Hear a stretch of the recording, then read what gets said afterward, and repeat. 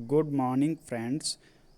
Prabhakar Singh knowledge अड्डा में एक बार फिर से आपका स्वागत है। दोस्तों, ये हमारी 20 क्वेश्चंस डेली की टेस्ट सीरीज चल रही है। इसमें आपको जो प्रीवियस एग्ज़ाम्स में जीके और जीएस के क्वेश्चंस पूछे गए रिपीट हुए हैं, उनको 20-20 क्वेश्चंस के फॉर्म में रोज़ टेस्ट के लिए तैयार किया जाता है।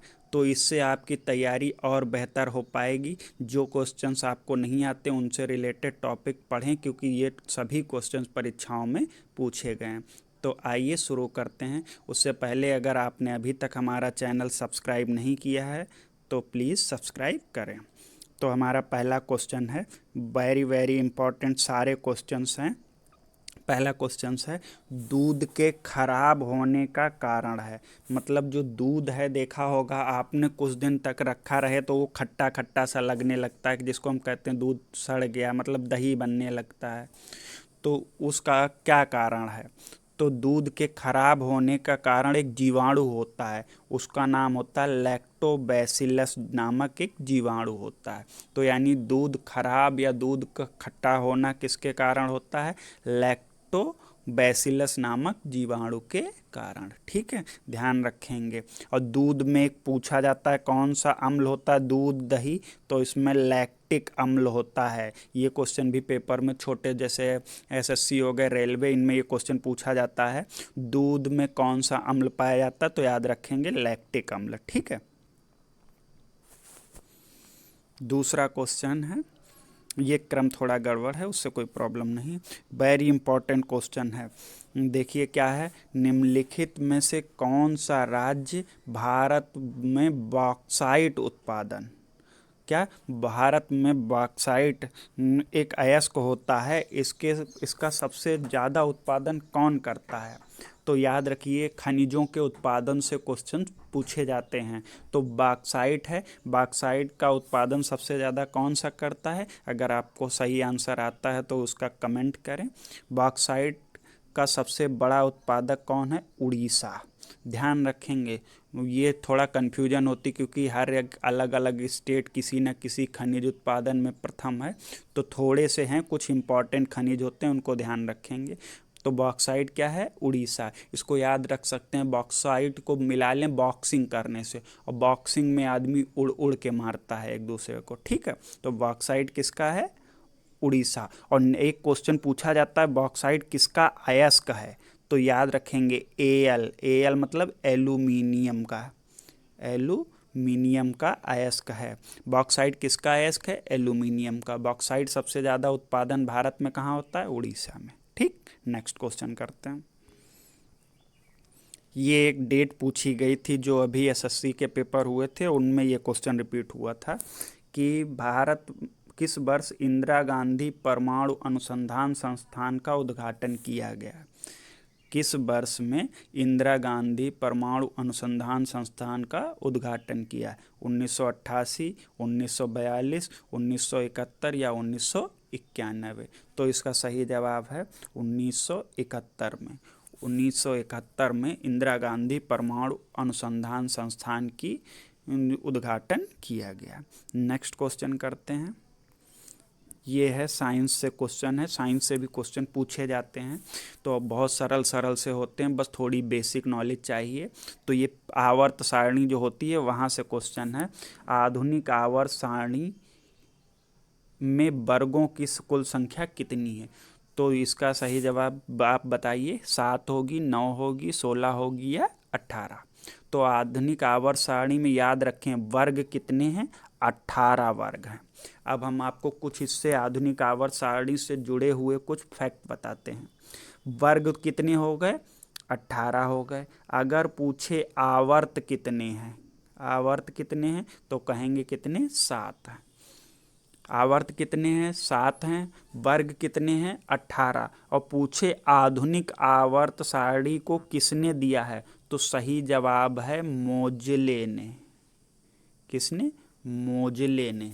ये ध्यान रखिएगा, एक आवर्त सारणी थी जिसे मेंडलीफ ने दिया था, वो पहली वाली थी, कहो पुरानी हो गई।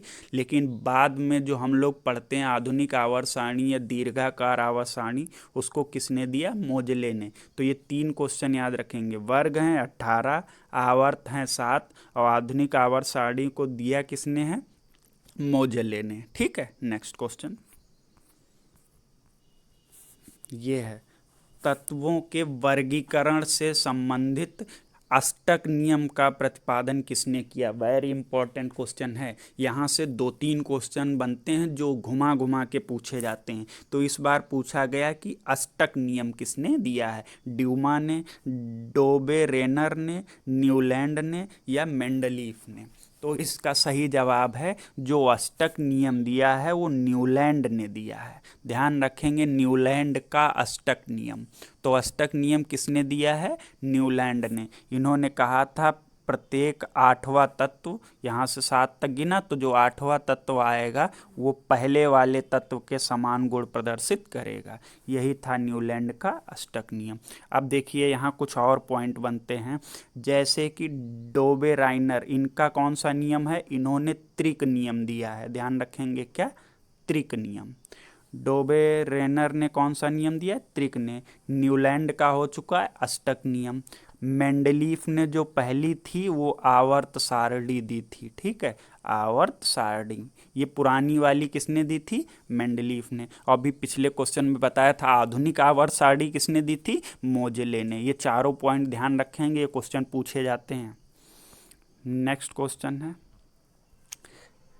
कि लेज़र बीम सदा होती है, मतलब जो लेज़र लाइट होती है उसमें जो किरणें होती हैं वो कैसी होती हैं? अभिसारी होती हैं, अपसारी होती हैं, समांतर होती हैं, या फिर इन चारों में से कौन सा है?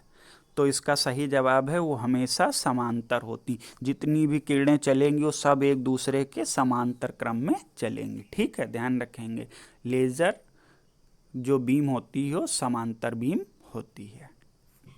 ठीक है, आइए नेक्स्ट क्वेश्चन करते हैं। वेरी इंपॉर्टेंट क्वेश्चन है। क्या है इसमें? प्रकाश में ध्रुवण की घटना। ध्यान रखेंगे, ध्रुवण की घटना से क्या सिद्ध होता है? जो प्रकाश में ध्रुवण की घटना होती है उससे प्रकाश के बारे में क्या पता चलता है? कि प्रकाश तीक्ष्ण है, प्रगामी है, अनुप्रस्थ है, या अनुदैर्घ्य है? कौन सा है? तो इसका सही जवाब है, हमेशा ध्यान रखिएगा, प्रकाश तरंगें जो हैं वो अनुप्रस्थ तरंगें हैं। वेरी इंपॉर्टेंट क्वेश्चन, बहुत आसान सा है। प्रकाश तरंगें अनुप्रस्थ तरंगें होती हैं। और इसी तरीके से पूछा जाता है ध्वनि तरंगें। ध्वनि तरंगें किस प्रकार की तरंगें हैं? तो ध्वनि तरंगें जो होती हैं वो अनुदैर्घ्य तरंगें होती हैं। ध्वनि वाली कौन सी होंगी? अनुदैर्घ्य। और प्रकाश वाली जो कैसी होंगी? वो होंगी अनुप्रस्थ। तो कन्फ्यूजन हो जाती, कौन सी ध्वनि तरंगें हैं, वो कौन सी अनुप्रस्थ हैं, कौन सी अनुदैर्घ्य। तो याद रखिए, अनुदैर्घ्य पढ़ते समय दा और धा आता है, और दा और धा किसमें? ध्वनि में भी आता है। तो ध्वनि तरंगें अनुदैर्घ्य, और जो बचा हुआ यानी प्रकाश वो कौन सी होंगी? अनुप्रस्थ तरंगें। जो छोटे छोटे कंफ्यूजिंग पॉइंट्स हैं उनको आप क्या किया करिए, ऐसे ही वर्ड से रिलेट कर लीजिए। जैसे ध्वनि में दा धा आया और अनुदैर्घ्य में भी दा धा आया, तो आपको वहाँ क्लियर हो जाएगा। और जो बचेगा प्रकाश तरंगें, अनुप्रस्थ तरंगें हैं। ठीक है, नेक्स्ट क्वेश्चन। ये क्वेश्चन है, साइंस से है, उदासीन क्रिया में क्या बनता है? तो उदासीन क्रिया, इसको थोड़ा और आराम से समझ सकते हैं। एक क्वेश्चन आता है उदासीनीकरण। उदासीनीकरण अभिक्रिया। उदासीनीकरण अभिक्रिया क्या होती है? जब एसिड और बेस आपस में मिलते हैं तो एक दूसरे को क्या? उदासीन कर देते हैं। और इधर मिलके बनता कौन है? सॉल्ट। सॉल्ट को क्या कहते हैं? लवण। तो उदासीन अभिक्रिया याद रहेंगी। कोई पूछे उदासीन अभिक्रिया क्या होती है, तो एसिड और बेस मिलके क्या बनाते हैं, सॉल्ट बनाते हैं। सॉल्ट यानी लवण बनाते हैं। इसी अभिक्रिया को क्या कहते हैं, उदासीन अभिक्रिया कहते हैं। और लवण के साथ में जल भी बनता है, पर हमारा क्वेश्चन यहाँ क्या था कि क्या बनता है, तो लवण याद रखेंगे। सॉरी, तो यहाँ अगर ऑप्शन 2 नो है, लवण और जल, तो हमारा बेस्ट आंसर जो होगा वो कौन सा होगा, लवण तथा जल। उदासीनीकरण एसिड मिलेगा, बेस मिलेगा, तो इधर क्या बनेगा, सॉल्ट प्लस वाटर। ठीक है, ये ध्यान रखेंगे, मोस्ट इंपॉर्टेंट क्वेश्चन है। इसी अभिक्रिया को क्या कहते हैं, उदासीन अभिक्रिया। नेक्स्ट क्वेश्चन करते हैं। दोस्तों, अगर आपने अभी तक हमारा चैनल सब्सक्राइब नहीं किया है तो प्लीज़ सब्सक्राइब करें। यहाँ पर आपको इम्पॉर्टेंट क्वेश्चन जो रिपीट हुए हैं और उनके साथ में उनसे रिलेटेड क्वेश्चन भी एक्सप्लेनेशन के साथ बताए जाते हैं। 20-20 क्वेश्चन के फॉर्म में आप अगर प्रिपरेशन करेंगे तो 1-2 महीने बाद बहुत क्वेश्चन हो जाएंगे, वो भी सारे प्रीवियस ईयर्स के। ठीक है, तो नेक्स्ट क्वेश्चन है, कार्य की इकाई क्या है। कार्य जिसको वर्क कहते हैं, तो वर्क की इकाई क्या है बताइए, वाट है, न्यूटन है, जूल है, या न्यूटन सेकेंड है। तो याद रखेंगे कार्य की इकाई क्या होती है, जूल। तो दूसरा याद रखेंगे ऊर्जा, हमेशा याद रखना कार्य और ऊर्जा दोनों की इकाई क्या होती है, जूल होती है। मोस्ट इम्पॉर्टेंट है, कार्य और ऊंचाई, कार्य और ऊर्जा, इन दोनों की जो इकाई होती है वो जूल होती है। पिछली बार जो रेलवे एंटी परीक्षाएं हुई थी उसमें क्वेश्चन पूछा गया, निम्नलिखित में से किसकी जो इकाई है वो कार्य के समान है, तो उसमें ऑप्शन तुमको क्या लगाना था, ऊर्जा। कार्य और ऊर्जा की इकाई जूल होती है। अब कोई पूछे कार्य का सूत्र क्या होता है, तो कार्य यानी वर्क बराबर बल, बल को F लिखते हैं और डॉट में S, S क्या होता है, विस्थापन, यानी बल गुणा विस्थापन को ही क्या कहते हैं, कार्य कहते हैं। Force into displacement. ठीक है, बल गुणे विस्थापन। नेक्स्ट क्वेश्चन करते हैं, ये है नेक्स्ट क्वेश्चन है, जय जवान जय किसान जय विज्ञान का नारा किसने दिया गया था। तो जय जवान जय किसान का नारा किसने दिया था, जो हमारे यहाँ लाल बहादुर शास्त्री जी थे, इन्होंने दिया गया था जय जवान जय किसान का नारा। ध्यान रखेंगे, जय जवान जय किसान जय विज्ञान का नारा किसने दिया था, लाल बहादुर शास्त्री जी ने। शायद इसमें जय विज्ञान के बारे में कन्फ्यूजन है, पता नहीं है, शायद ज़्यादा ऐड हो। जय जवान जय किसान का नारा किसने दिया था, याद रखेंगे लाल बहादुर शास्त्री ने। मोस्ट इम्पॉर्टेंट हैं, कुछ और लोगों के भी महत्वपूर्ण आ रहे हैं, जैसे महात्मा गांधी ने क्या कहा था, करो या मरो। सुभाष चंद्र बोस जी ने क्या कहा था, एक तो उनका था दिल्ली चलो, दूसरा था तुम मुझे खून दो मैं तुम्हें आज़ादी दूंगा। ठीक है, ध्यान रखेंगे। नेक्स्ट क्वेश्चन है, ये वेरी इंपॉर्टेंट क्वेश्चन है कि बंगाल विभाजन के प्रत्याघात के रूप में कौन सा आंदोलन हुआ। तो हम सभी जानते हैं कि 1905 में क्या हुआ था, लॉर्ड कर्जन द्वारा क्या किया था, बंगाल का बंटवारा कर दिया गया था। ठीक है, बंगाल जिसे क्या बंगाल विभाजन कहा जाता है, कब, 1905 में, किसके द्वारा, लॉर्ड कर्जन के द्वारा। तो जब बंगाल का विभाजन हो गया तो वहाँ के लोगों ने क्या किया, एक आंदोलन चलाया, जिस आंदोलन का नाम था स्वदेशी आंदोलन। तो याद रखेंगे स्वदेशी आंदोलन 1905 से 6 या 1906, ये ध्यान रखेंगे जो आपके ऑप्शन में सही हो। तो स्वदेशी आंदोलन क्या था, इन्होंने क्या किया था, स्वदेशी चीज़ों को बढ़ावा दिया गया था, जैसे स्वदेशी वस्त्र हो गए, स्वदेशी चीज़ों का प्रयोग को बढ़ावा दिया गया था। साथ में ही विदेशी वस्तुओं का या विदेशी चीज़ों का बहिष्कार किया था, ये ध्यान रखेंगे। स्वदेशी आंदोलन कब हुआ, 1906 में। तो किसके फलस्वरूप हुआ, बंगाल विभाजन के फलस्वरूप। नेक्स्ट क्वेश्चन करते हैं, ये देखिए सारे क्वेश्चन पूछे गए हैं तो इनको ध्यान रखिए। ये देखिए एसएससी में 1999 में है, तो इतना पुराना नहीं। ये क्वेश्चन साइंस में बार बार आता है, आपने भी शायद सुना होगा। सागरीय खरपतवार, सागरीय खरपतवार, इसी को कहते हैं समुद्री खरपतवार। तो समुद्री और सागरीय कंफ्यूज नहीं होंगे। समुद्री खरपतवार किसका स्रोत है, मतलब हमको समुद्री खरपतवार से कौन सी अच्छी चीज़ मिलती है। तो इसका सही जवाब है कि समुद्री खरपतवार से आयोडीन प्राप्त होता है। क्या समुद्री खरपतवार किसका स्रोत है, आयोडीन का। ठीक है, ध्यान रखेंगे। आयोडीन का निशान क्या होता है, इसे आई द्वारा प्रदर्शित किया जाता है। और आयोडीन की खास बात क्या है, इसकी कमी से घेंघा रोग हो जाता है, गले में घेंघा रोग उत्पन्न हो जाता है। नेक्स्ट क्वेश्चन है, मेरापी ज्वालामुखी कहाँ स्थित है।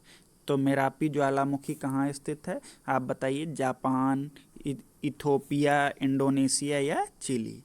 तो मेरापी ज्वालामुखी कहाँ स्थित है, इंडोनेशिया में। ध्यान रखेंगे। और ज्वालामुखी कितने प्रकार के होते हैं, 3 प्रकार के। एक जागृत, एक प्रसुप्त और तीसरे शांत। जागृत क्या होते हैं, जिनमें अभी भी लावा निकल रहा है, गैस निकल रही, जलवाष्प निकल रही है। प्रसुप्त क्या हो रहे हैं, जिनमें कुछ समय पहले विस्फोट हो गया था, अभी शांत हैं, मतलब वो विस्फोट थोड़ा शांत है, लेकिन भविष्य में कभी भी विस्फोट हो सकता है। शांत ज्वालामुखी, जिनको मृत ज्वालामुखी भी कहते हैं, वो कैसे हैं, जिनमें बहुत साल पहले विस्फोट हो गया, भविष्य में विस्फोट होने की संभावना नहीं है, उनको क्या कहते हैं, मृत ज्वालामुखी। ठीक है, नेक्स्ट क्वेश्चन करते हैं। ये है वेरी वेरी इम्पॉर्टेंट क्वेश्चन। ठगी प्रथा का उन्मूलन किस गवर्नर जनरल से संबंधित है, मतलब ठगी प्रथा को किसने उन्मूलित किया, यानी किसने समाप्त किया। तो बताइए, कॉर्नवालिस, बेंटिक, डलहौजी या रिपन, कौन। इसका सही जवाब है विलियम बेंटिक। ठगी प्रथा का उन्मूलन किसने किया, विलियम बेंटिक ने। यहीं से एक मोस्ट इम्पॉर्टेंट क्वेश्चन, सती प्रथा। ये कई बार क्वेश्चन, अभी जो जूनियर असिस्टेंट का पेपर हुआ था 2019 में, उसमें पूछा गया था सती प्रथा का उन्मूलन किस गवर्नर जनरल ने किया। तो क्या, विलियम बेंटिक। और एक डेट पूछी जाती है, कब किया था, 1829 में। कब, 1829 में। किसने किया था, विलियम बेंटिक ने। और ठगी प्रथा का भी अंत किसने किया था, विलियम बेंटिक ने। ठीक है, नेक्स्ट क्वेश्चन क्या है, सुगौली की संधि। सुगौली की संधि 1816 में हुई, किसके बीच हुई, सुगौली की संधि 1816 में किसके बीच हुई। याद रखेंगे, इसका आंसर सही जवाब है, सुगौली की संधि ईस्ट इंडिया कंपनी और नेपाल के बीच में हुई। Very important question. सुगौली की संधि हुई कब, 1816 में, और किसके बीच हुई, ईस्ट इंडिया कंपनी और नेपाल के बीच में। ये ध्यान रखेंगे। ठीक है, संधियों से क्वेश्चन पूछे जाते हैं, कुछ इंपॉर्टेंट संधियां हैं जिनको पढ़ना है। नेक्स्ट क्वेश्चन है वेरी वेरी इंपॉर्टेंट क्वेश्चन, क्या है, काल कोठरी या ब्लैक होल। इसी नाम से क्वेश्चन पेपर में बहुत बार आया है, यूपी पीसीएस में 2 बार रिपीट हो चुका है। काल कोठरी या ब्लैक होल की घटना, जिसमें कितने 146 आदमी मारे गए थे। ठीक है, कितने 146 आदमी मारे गए थे। उसके बाद क्या हुआ, ये घटना हुई कहाँ थी। तो देखिए, ये बात है कहाँ पे, बंगाल में। बंगाल की बात है। तो एक चैप्टर है आधुनिक भारत में, बंगाल पर अंग्रेजों का अधिकार। तो बंगाल का एक नवाब था, कौन, सिराजुद्दौला। सिराजुद्दौला, शायद आप लोगों ने नाम सुना होगा। बंगाल का नवाब था सिराजुद्दौला। तो कब, 1756 में उसने क्या किया, 146 अंग्रेजों को एक बहुत छोटे कमरे में बंद कर दिया, जिसमें से अगले दिन देखा तो 123 लोग तो मर गए थे। तो इसी घटना को क्या कहा जाता है, ब्लैक होल की घटना। तो ब्लैक होल की घटना कहाँ हुई थी, कलकत्ता में। तो वेरी इंपॉर्टेंट क्वेश्चन है, कहाँ हुई थी, कलकत्ता में। कब हुई थी, 1756 में। किसके समय में हुई थी, 1756 में बंगाल का नवाब था सिराजुद्दौला। तो ध्यान रखेंगे सिराजुद्दौला के यहाँ हुई थी। ठीक, नेक्स्ट क्वेश्चन करते हैं। थियोसॉफिकल सोसाइटी ने भारत ने अपना जो कार्यालय है वो कब और कहाँ स्थापित किया? तो थियोसॉफिकल सोसाइटी ये वही सोसाइटी है जिसमें मैडम जो एनी बेसेंट थी वो उसकी सदस्य थी, बाद में अध्यक्ष भी बनी। इसकी स्थापना किसने? मैडम ब्लाट बस्की और कर्नल अर्नॉल्ट ने की थी। तो भारत में इसका जो मुख्यालय था वो कहाँ स्थापित किया गया था? 1882 में अडयार। अडयार कहाँ है? चेन्नई के पास पड़ता है। ठीक है, वहाँ पर इन्होंने खोला था। ठीक है, इसका मुख्यालय कहाँ? 1882 में। कहाँ खोला गया? अडयार में। ठीक है, नेक्स्ट क्वेश्चन करते हैं। वेरी इंपॉर्टेंट क्वेश्चन दिल्ली सल्तनत से, वेरी आईएमपी करके नोट करिएगा। चिश्ती सिलसिले के किस सूफी को चराग ए दहलवी कहा? जो चिश्ती समुदाय था, जैसे मध्यकालीन भारत में दो समुदाय थे, एक सूफी समुदाय था और दूसरा कौन सा था? भक्ति समुदाय। तो सूफी समुदाय के एक कवि कह लो हुआ करते थे, तो उनमें से किस कवि को चराग ए दहलवी कहा गया? तो वेरी इंपॉर्टेंट क्वेश्चन है, क्या निजामुद्दीन औलिया को चराग ए दहलवी कहा गया? ठीक है, और इन्हीं ने ही एक बार एक सुल्तान को कहा था कि दिल्ली अभी दूर है। क्या कहा था? दिल्ली अभी दूर है। तो पेपर में क्वेश्चन ये भी पूछा गया कि दिल्ली अभी दूर है, ये वक्तव्य किसका है? निजामुद्दीन औलिया को। निजामुद्दीन औलिया को ही क्या कहा जाता है? चराग ए दहलवी। ठीक है, ध्यान रखेंगे। नेक्स्ट क्वेश्चन है, सूरत विभाजन कब हुआ? वेरी इंपॉर्टेंट क्वेश्चन है, ये कांग्रेस से संबंधित है, जो भारतीय राष्ट्रीय कांग्रेस थी वहाँ से संबंधित है कि सूरत विभाजन कब हुआ। तो कांग्रेस में क्या हुआ कि 1907 का अधिवेशन कहाँ आयोजन हुआ? सूरत में। तो इसी अधिवेशन की अध्यक्षता किसने की? रास बिहारी बोस ने। इम्पॉर्टेंट है बहुत, रास बिहारी बोस ने। ये पेपर में पूछा जाता है। देखिए कितने क्वेश्चन बनते हैं। पहला कि सूरत जो अधिवेशन है वो कब हुआ? 1907 में हुआ। सूरत अधिवेशन की अध्यक्षता किसने की? रास बिहारी बोस ने की थी। इसमें मुख्य काम क्या हुआ? इसमें जो कांग्रेस सरकार थी वो दो दलों में विभाजित हो गई, एक नरम दल, दूसरा गरम दल। कांग्रेस जो थी भारतीय राष्ट्रीय कांग्रेस, उसमें नेता दो दलों में विभाजित हो गए। कौन से? नरम दल और गरम दल। कब हुए? 1907 में। कहाँ हुए? सूरत में। अध्यक्ष कौन था? रास बिहारी बोस। वेरी इंपॉर्टेंट, ध्यान रखेंगे। फिर यही से क्वेश्चन बनता है कि वापस इन दोनों का विलय कब हुआ? तो कब हुआ? 1916 में। कहाँ? लखनऊ में। किसने कराया था? बताइए। एनी बेसेंट ने। ठीक है, ध्यान रखेंगे। ये 5-6 पॉइंट हैं और 6 पॉइंट क्वेश्चन बनते हैं। ठीक है, नेक्स्ट क्वेश्चन है, और ये साइंस का क्वेश्चन है। दुग्ध प्रोटीन को पचाने वाला एंजाइम कौन सा है? मतलब किस एंजाइम से जो हम लोग दूध खाते हैं या बच्चे जो छोटे दूध पीते हैं वो पच जाता है? तो इसका सही जवाब बताइए। पेप्सिन, ट्रिप्सिन, रेनिन या इरेप्सिन? तो इसका सही जवाब है रेनिन नामक का एक एंजाइम होता है जो दूध में उपस्थित कौन सी प्रोटीन? कैसीन। इसको क्या क्या करता है? पाचन करता है। ठीक है, तो दूध में कौन सी प्रोटीन है? कैसीन नाम की प्रोटीन होती है। उसका पाचन कौन करता है? रेनिन नामक एक एंजाइम करता है। तो दोस्तों ये थे 20 इंपॉर्टेंट क्वेश्चंस और उनसे जुड़े हुए कुछ एक्स्ट्रा फैक्ट। अगर आपको वीडियो पसंद आया हो तो प्लीज़ हमारे चैनल को सब्सक्राइब करें। मिलते हैं एक नए वीडियो में। धन्यवाद।